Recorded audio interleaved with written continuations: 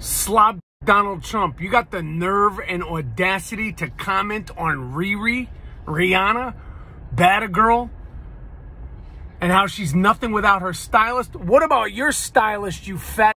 You wear more makeup than Rihanna and every pop singer every single day. You have orange makeup caked on your face every day. And a wig that's glued onto your head. And that's before you get dressed and spray tanned. You get spray tanned head to toe like a pig. And then you slap on your spandex just to show up in public, and you're talking about Riri, bad a girl? What about your wife? What was she doing in Russia before she came to this country? You animal, you. Don't speak on Riri. What about your two dumb sons? You're talking about Riri's stylist? I hope you pay your... Of course you don't pay them. You probably get them bad checks, but your stylist, whoever dresses you every day and has to duct tape you into those suits every day and slap on that wig, those are national heroes. Ever been in a hotel and just thought to yourself, who the hell knows what happened in here probably less than 24 hours ago? And you're laying in that same bed like things are Gucci. You could feel the indentations from other people's bodies in every hotel bed you sleep in. I try not to pay attention to it, otherwise it'll make you sick. But I'm back. I made it back. Had no problems. Had a little flight delay. I'll tell you one thing. I've talked about these pilots on these planes.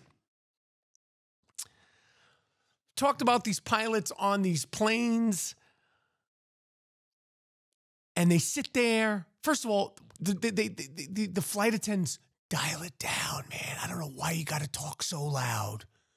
They come in there with the shocking high volume. Please do this, please do that, please do this, please do that. They're walking down the aisles, looking if you got bags and if your seatbelts and all that. The pilots are all, thank you this, thank you that. Well, I finally did it. I finally did what I said I was going to do. So when I was flying from Phoenix to Los Angeles, we had a pretty uneventful flight. It's about an hour flight, if that, might be even 50 minutes.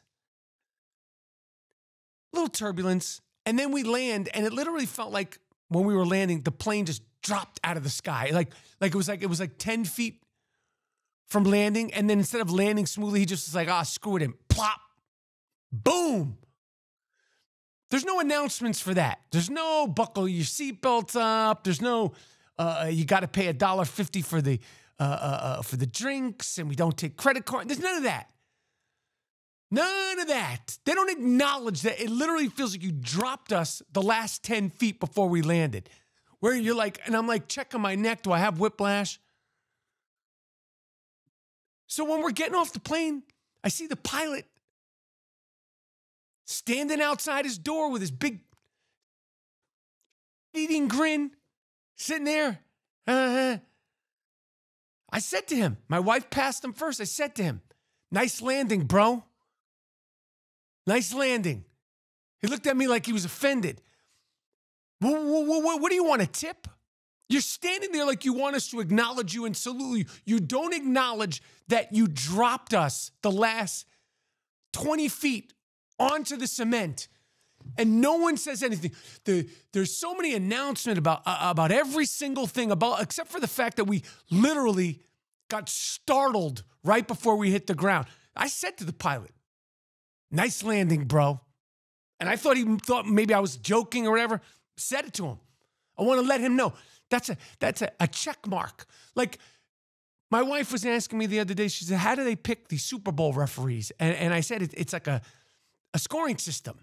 You know, they pick the very best referees, and the referees' supervisors, the referees' bosses, they go, this guy's the best at this guy's the best at, and then they put the best team together. And obviously, if you don't make it to the Super Bowl because you have demerits, I gave that pilot a demerit. You got demerited, homie. You got a point off. And the fact that they don't say anything about it, they don't state the obvious about the obvious, is offensive to me.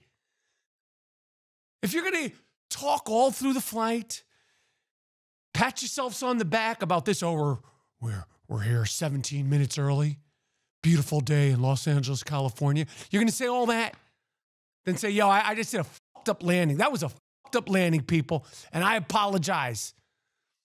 I truly apologize. I don't know what happened. I don't know. I was on Instagram. I was doing my Snapchat. I apologize. We're safe.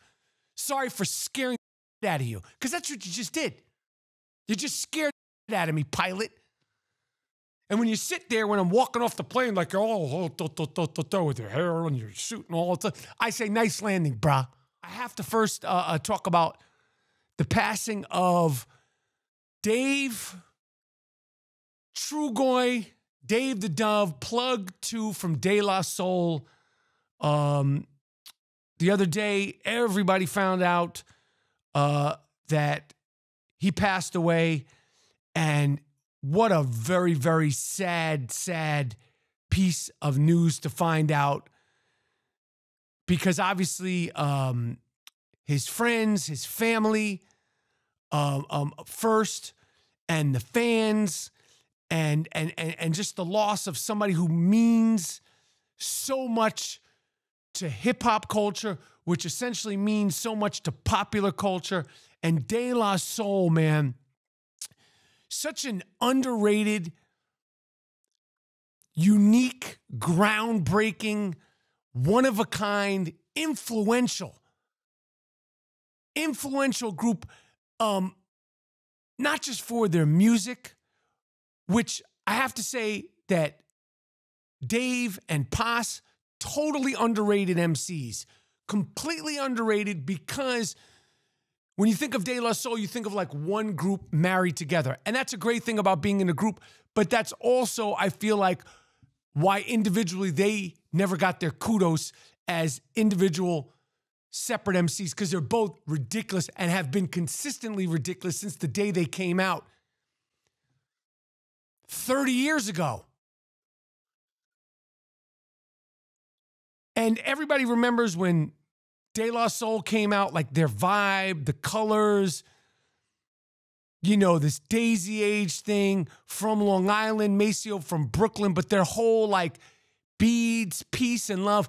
And if we thought that like Tribe was on the peace and love flow, De La, when they first came out with 3 Feet High and Rising, you were like, yo, what are these guys on? This is at a time where it was like Eric B and Rakim, Cool G Rap and Polo, Big Daddy Kane, KRS-One, EPMD. Like, it was hardcore hip-hop. Kumo D. And then here comes these dudes that are like, just like, I don't know if these dudes were smoking weed at the time, but it just seemed like they just were on mushrooms and whatever. And when you first heard that Plug 1, Plug 2, Plug 1, and the beats and the production, of course, at the time, Prince Paul, and just the way they looked and the way the videos were shot. And then they went on with the Balloon Mind State and the De La Soul is Dead. And just a terrible loss. And, you know, they finally got the rights to their music, which is all being released. Well, they'll be finally getting the profits March 3rd, which I'm going to make sure to do something to, we have to buy their music because they've been getting for years and taken advantage of for years because they made bad deals when they were teenagers, literally teenagers. Imagine being 16, 17, 18 years old with this dream of making a record. You're going to sign whatever. So they got fucked over by the music industry. There's like so many other people in every genre, rock, hip hop, blues, jazz. People have been screwed over by the music industry since the start of the music industry. But it's just devastating to find out that there will be no more De La Soul shows. I've seen them perform so many times throughout the years. Seen them perform before I had met them. Seen them perform on TV, on MTV. Seen them perform when I met them. I remember meeting all three of those dudes, Maceo, Paz, and Dave in LA, it was probably like 93, maybe 94. I had done a few movies because they knew who I was. And I was shocked. I met him at, I think it was the Palladium in LA. And I was like, yo, I'm such a big fan. There were three of them together, which is always bugged out when you see like an entire group together. And I was like, yo, I'm such a fan. Like, yo, we're a fan of yours. And I was like, I was tripping that they said that. And I remember I went to Old Westbury, SUNY Old Westbury, for one semester, my one semester in college. And Dave used to be up there at the college. And it's like De La Soul, Dave from De La Soul, Trugoy the Dove is, you know, he'd be up there. He had a friend up there and I'd see him. And, you know, I was just a student there, but I was bugging because it's like, that's a crazy thing about growing up in New York City. You would see stars, hip hop stars, like on the train, on the bus, in clubs. I remember seeing MC Light on the bus one morning on my way to Erasmus Hall High School when she had her joints out. And I'm like, MC Light on the bus. You know, you'd hear about Q-Tip and Ali Shaheed Muhammad at Murray Bertram High School. You know, dudes were they were teenagers. They were teenagers. It's crazy. Like those dudes, Rakim, Big Daddy Kane, Bismarcky, like, I mean, I could go name on and on, but them groundbreaking dudes from the 80s, these were teenagers. The majority of these motherfuckers, when they first popped off, were teenagers. When I was in Erasmus Hall High School, the year after I left, Special Ed came out, and he was in Erasmus High School with me. It was crazy. And when I got to do the Beach Rhymes and Life, The Travels of a Tribe Called Quest documentary, the first people that we interviewed is all three members of De La Soul in a trailer before they were doing the Rock the Bell show. And some of that interview's in the movie. I have to get that full interview and find those clips and put it out. Because they broke down, you know, the origins of De La. They broke down the origins of Native Tongues. They broke down their relationship with Jungle Brothers. They broke down their relationship, of course, with Tribe Called Quest. And it's a dope interview. I think I interviewed those dudes, all three of them dudes, for about an hour and 45 minutes, and they gave me everything. And just to speak specifically on Dave, the nicest, coolest, calmest, chillest, most laid back in the cut, easygoing. Yeah, nobody would have anything bad to say about this dude. And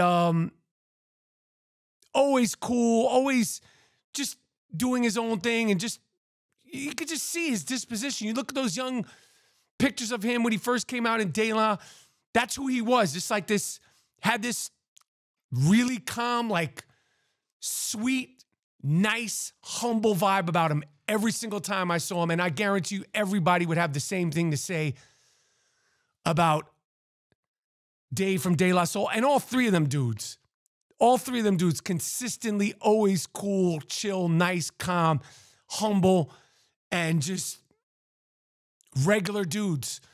So what a shame. What a sad, disappointing, devastating thing. I'm sure first and foremost for his family, for the fans, and for music, because we'll never see a De La show. And De La, you could see their show one time, 20 times. They always put on a dope live show. Always put on a dope live show. They prided themselves on it. They made a lot of money doing it. They toured around the world doing it.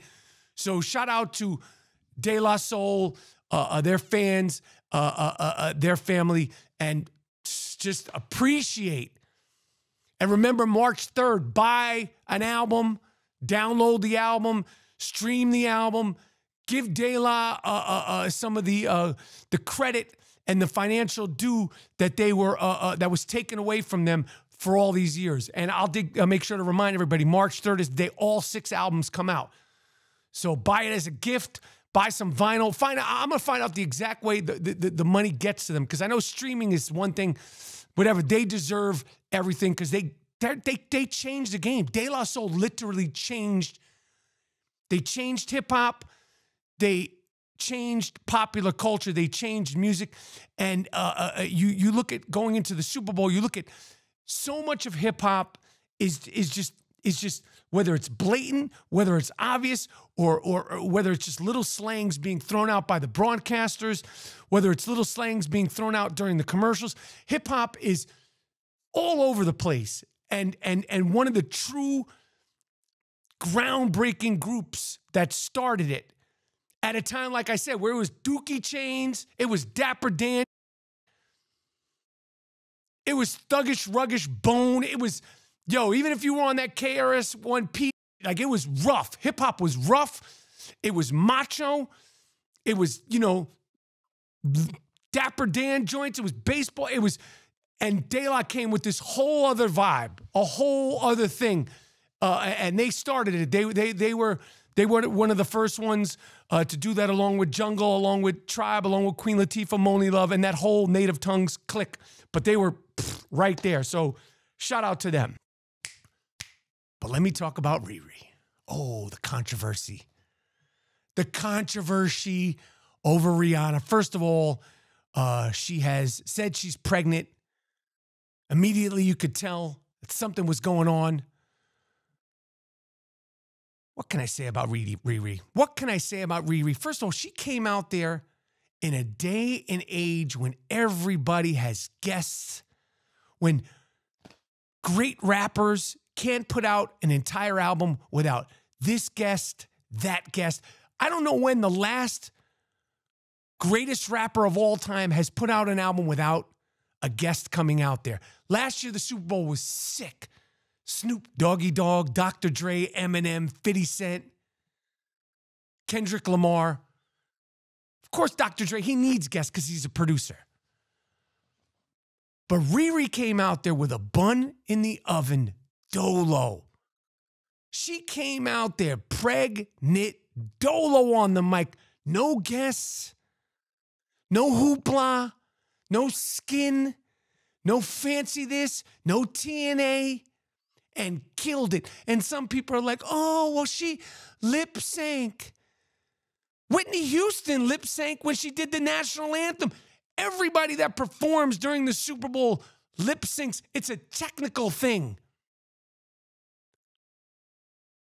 You don't think The Weeknd, Beyonce, Lady Gaga, Madonna, and all them lip sync? They all lip sync. Whitney Houston, for her iconic national anthem, she lip sync. I don't know why or how it works, but they have to have a backtrack doing it. Let me tell you something. When Rihanna started her performance and she looks down, she's got those green/brown eyes. People are discussing, are her eyes green? Are they brown? Nobody knows. Nobody cares. They're like diamonds in the night. They're like diamonds in the sky. But do you know how cool, charismatic, and confident you have to be to start your performance with just a smile and you have the entire world enraptured? That's what she did. She started it with just a smile. That's Riri. Like, oh, she wasn't singing all. Nobody sings all by themselves. Riri is the Fonzie of female pop singers. She's a cool mother. She was out there by herself. There was no DJ Khaled, thank God. No disrespect to DJ Khaled. There was no Drake. There was no Jay-Z. There was no J. Cole. There was no Big Baby, Little Yachty, Little Uzi Vert. None of them. She did it by herself. Dolo with a bun in the oven. Who else could do that? And then the conservatives are like, well, she touched her crotch and she smelt it. And I bet you it smelled like roses. These Fox News, Breitbart, Laura Ingraham, what's her name? Kelly McCain. You're upset because she crotch grabbed and she sniffed it? You're just mad because you don't smell like Riri roses. And these dudes that are upset, you're offended. These conservatives, oh, she mentioned a strip club.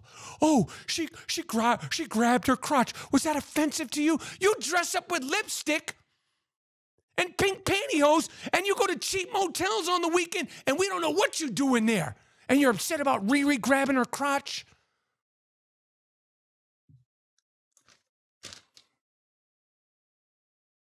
And of course,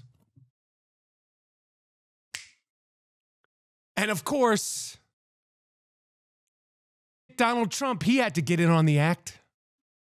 Got the nerve and the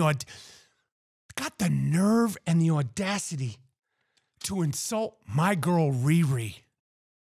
Why are you mad, staying Donald Trump? Because ASAP Rocky, he's not kissing your ass for maybe or maybe not assisting him to get out of prison in Sweden? Did you think ASAP Rocky was going to go around Harlem with a bullhorn and be like, vote for Donald Trump, vote for Donald? You thought that was going to bring you some more of the black vote? That's what you thought. You thought, I'm going to get this little black kid out of prison, and then I expect him to walk around Harlem and the Bronx with a bullhorn and campaign for me. That's never happened. He pimped you. ASAP Rocky pimped you, staying Donald Trump. Oh, yeah, you got pimped. So now you're taking it out on gorgeous Riri.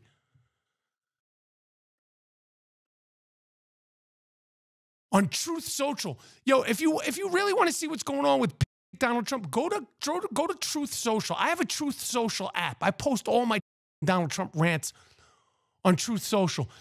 This guy's, I guess, truthing. They're not tweeting. You ain't tweeting, Trump, because you're not allowed to go back on Twitter because of your deal with Truth Social. Otherwise, you'd be on Twitter.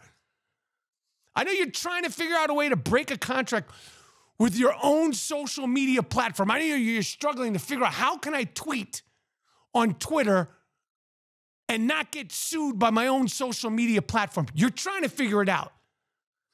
But all his content on Truth Social is, Ron DeSantis is this, Fox News is this. He hates Fox News. CNN is this. The ratings are terrible here. The ratings are terrible there.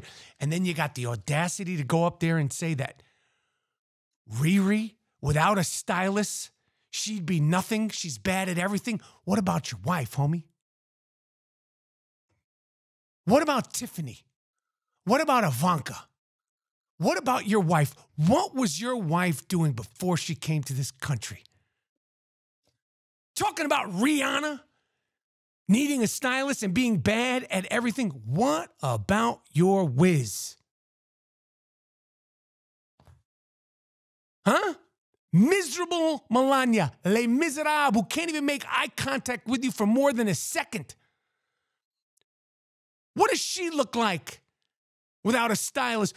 What does Les Miserables, miserable Melania, what did she do in Russia before she came to this country? We all want to know.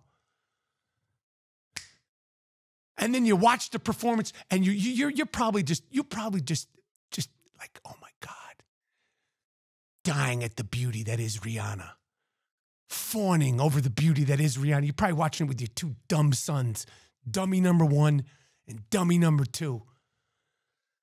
And you got the audacity, after Riri gave her performance, that she gave the worst halftime performance in Super Bowl history.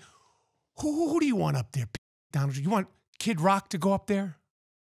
Is that what you want? You want to see Kid Rock perform at next year's Super Bowl?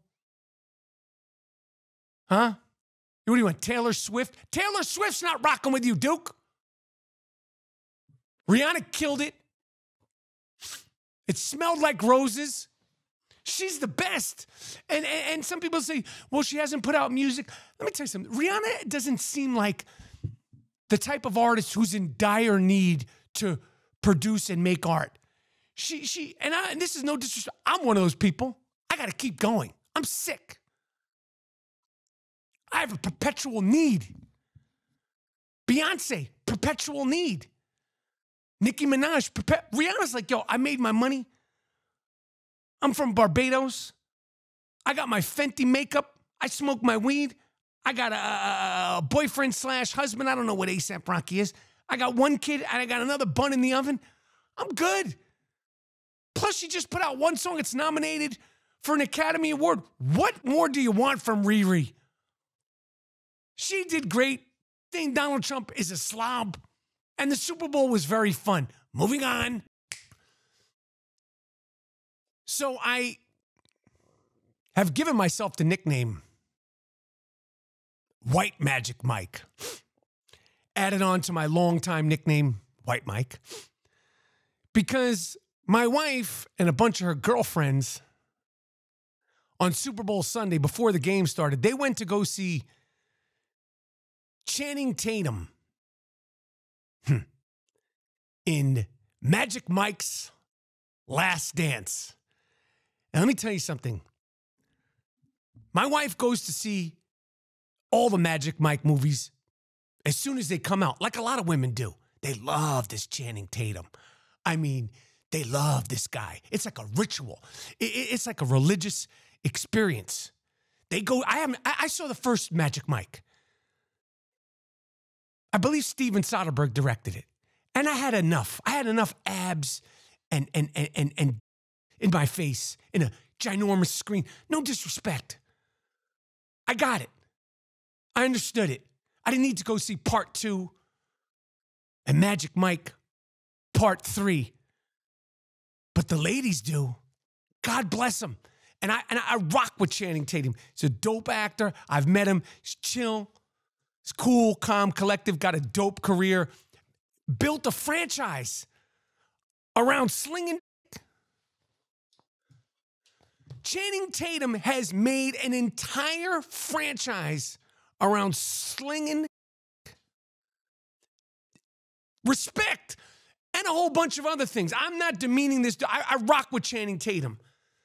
But God only knows, I bet you he made between 50 and 75 to $100 million off of these Magic Mike franchises. Slinging that dick. I wish I could do that.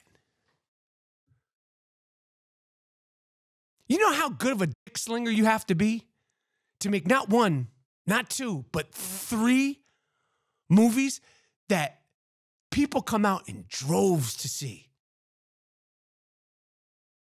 My man Channing Tatum, he's that dude. He's dancing, he's sweating. He did one, he had a gimp mask on. He don't care. And the women go nuts. I could see why. I wish I could do all that. Floating, he's doing it all. He's doing water. Anyway, my wife, before the game, she went with her girlfriends out in Brooklyn, Park Slope, or I don't know where the hell they went. The movie theater out there somewhere in Brooklyn. And it was like I'm telling you, it's like a religious, like a trek we're going to see. Like, you guys could watch the Super Bowl. We're going to see Magic Mike. And they went, and my wife came back, and she was turned up and turned on. Magic Mike had her lit. This is in the middle of the day. God only knows what would happen as she went to go see Magic Mike after sunset. Who the hell knows? She might not have came home. This dude Channing Tatum, when he says Magic Mike, yo, he's throwing that magic dust on you. The ladies love this dude. She's like, showing me this. She's like, watch this. Showing me the trailer. She goes, they didn't even show this in the trailer because they can't show it. I go, well, what do you mean? Is he naked? She goes, no, they just can't show it. I go, well, what happened? Did he Selma Hayek? Like, well, what happened? She goes, no, they just can't show it. It's too much. I go, too much? What do you, there's you porn. Like, what do you mean? She goes, I'm telling you, it's just too much. She was turned on and turned up. Like, I'm sure everybody that went to go see Magic Mike was. She goes, you should see it. I go, I'm good. I saw Magic Mike 1. Like I said, I don't need, I know what he does. He's doing all that. He's doing all that. He's doing it all. Slinging dick without even, yo, Channing Tatum is slinging dick without even have to sling. He's that dude.